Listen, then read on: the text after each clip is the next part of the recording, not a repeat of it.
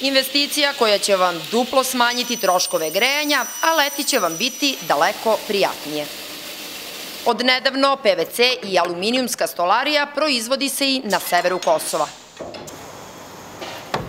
Ovo je pogon Dynamic Trade-a u Doljanima. Tržište za PVC i aluminijumsku stolariju je uglavnom severni deo Kosova i enklave u kojima živi srpski živalj na južnom delu Kosova. Postoje mogućnosti da izađemo u susret individualne gradnje, bilo da je to novogradnja, to jest izgradnja novih stambenih objekata, kuća, ili renoviranje postojećih objekata, to jest stanova, kuća i drugih individualnih objekata i poslovnih objekata. Sav repromaterijal koji Dynamic Trade nabavlja je sa garancijama i sertifikatima. Garantni rok na finalni proizvod je 3 godine. Nijedan element se ne ugrađuje onakav kakav se kupi od dobavljača, nego sve mora da prođe kroz određene tehnološke faze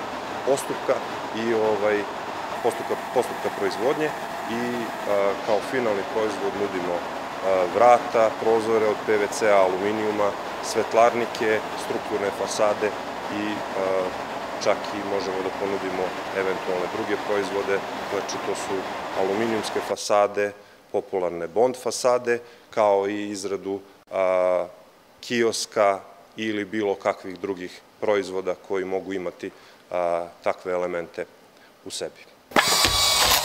Počelo je kao sekundarna delatnost, a preraslo u mini fabriku. Svoje izvore prihoda od proizvodnje stolarije našlo je 24 radnika.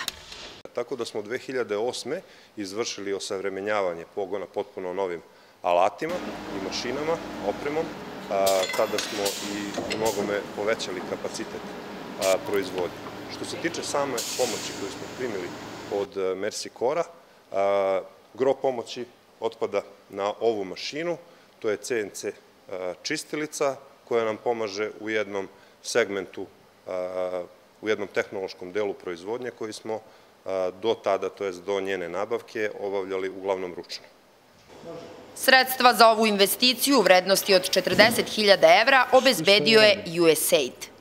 Ovo je jedan od 40 projekata za ekonomski razvoj koji se realizuje u okviru programa za aktivno učešće zajednica koje finansira USAID, a sprovodi kancelarija Mercy Core.